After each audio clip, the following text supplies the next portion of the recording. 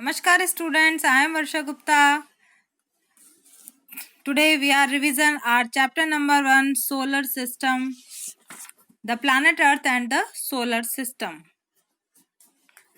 Billion of stars, gas and dust held together by the force of gravity from galaxy.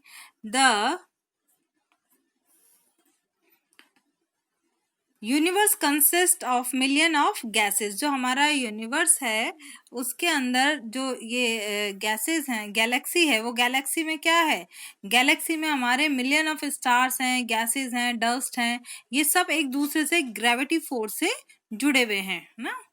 तो the universe is still expanding as the new stars are being born. Our solar system belongs to one of these galaxies called the आकाश गंगा.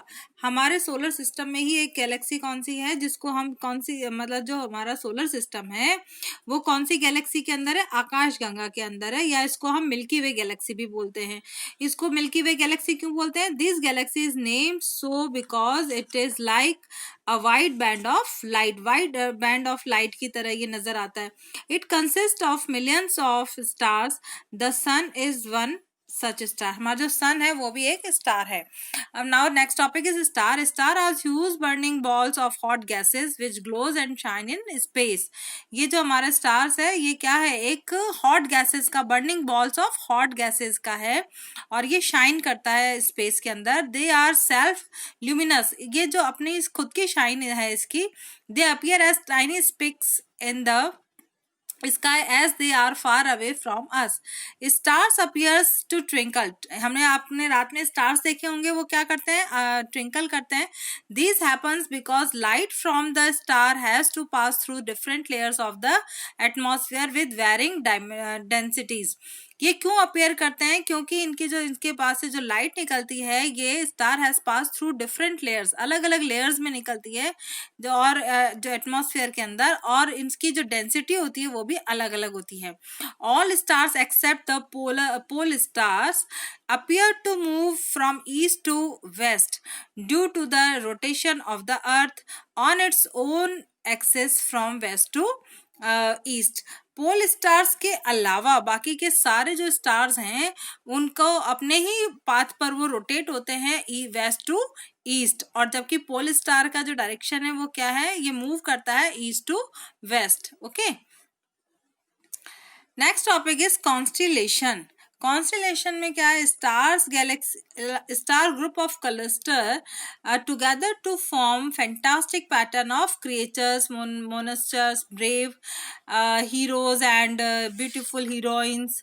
ये अलग अलग form में हमको ये clusters नजर आते हैं, है ना. कहाँ पर स्टार्स के जो क्लस्टर्स हैं, group of bright stars that appear close together in the sky are called constellation. Constellation का मतलब क्या है कि एक जो स्टार्स है उनका एक ग्रुप है, वो अलग अलग, जैसे आपने ये डायग्राम के अंदर देख रहे हो ना, वर्गो है, जेमिनी है, एक्वेरियस है, सजिटेरियस है, ये अलग अलग इस तरह से क्लस्टर्स है, इनका इस तरह की शेप बना देते हैं ये. तो इसीलिए इनको हम क्या बोलते हैं, इनके नाम भी अलग अलग रख दिए, किसी का जेमिनी, किसी का एक्वेरियस रख दिया, और यही क्या कहलाता है, कॉन्स्टिलेशन कहलाते हैं. Legendary tales of courage, beauty and evil surround these stars. One of the most famous constellation is the Big Bear or Ursa Major, है ना. जो उर्सा मेजर है जिसको हम बहुत ज्यादा फेमस है ये कॉन्स्टिलेशन, इसको हम क्या बोलते हैं, द कॉन्स्टिलेशन सप्तऋषि. इसको सप्तऋषि बोलते हैं, जो 7 ऋषि सेज के नाम से. और a small bear is easily recognisable in the night. इसको हम बहुत इजीली नाइट के अंदर देख सकते हैं. It is a group of 7 stars. 7 stars का एक ग्रुप है. In the past people use to determine directions in the night with the help of the position of stars. The pole star is one such star which helps us to determine the north direction. It is also called the north star. जो pole star है ये north side को determine करता है, इसलिए इसको north star भी बोलते हैं. And always stays in the same position above the north pole. जो इसकी पोजिशन है हमेशा नॉर्थ की साइड में होती है, नॉर्थ पोल की साइड में होती है. Okay, Next topic is solar system. The family of the sun, 8 planets and approximately 173 satellites with many asteroids, comets and meteors make up the solar system. हमारे solar system में क्या है? Planets हैं और satellites हैं. 173 approximately satellites हैं हमारे पास, और बहुत सारे asteroids हैं, meteoroids हैं, comets हैं, है ना. The solar is derived from the Latin word solaris, which means sun. The solar system hence means family of the sun. जो solar system का मतलब क्या हो गया? हमारे sun की जो पूरी family है, that is called solar system. तो sun क्या है? The sun is the center of the solar system. All planets and satellites revolve around it. It is the source of all energy in the solar system. It sustains all life on the earth. ये हमारी ये जो sun है ना, इसी के कारण हमारी earth पर life है. Without the sun's heat and energy, our earth would become a cold and lifeless planet, है ना. It is about 150 million kilometer away from the earth. जो sun है वो हमारे अर्थ से कितने किलोमीटर दूर है?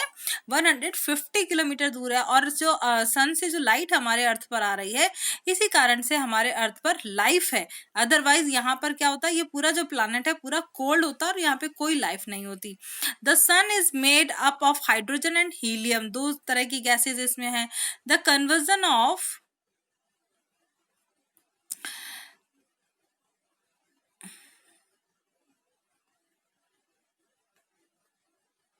The conversion of hydrogen into helium causes the release enormous amounts of light and heat energy.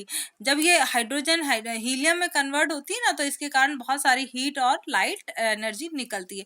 The surface temperature of the sun is 6,000 degrees Celsius and the interior is at 15 million degrees Celsius. Next topic is planets. Our solar system consists of 8 planets. They can be listed according to their distance from the सन. ये सन के according इसको जो है ना, सन से जो distance है उसके अकॉर्डिंग इनको अरेंज किया हुआ है.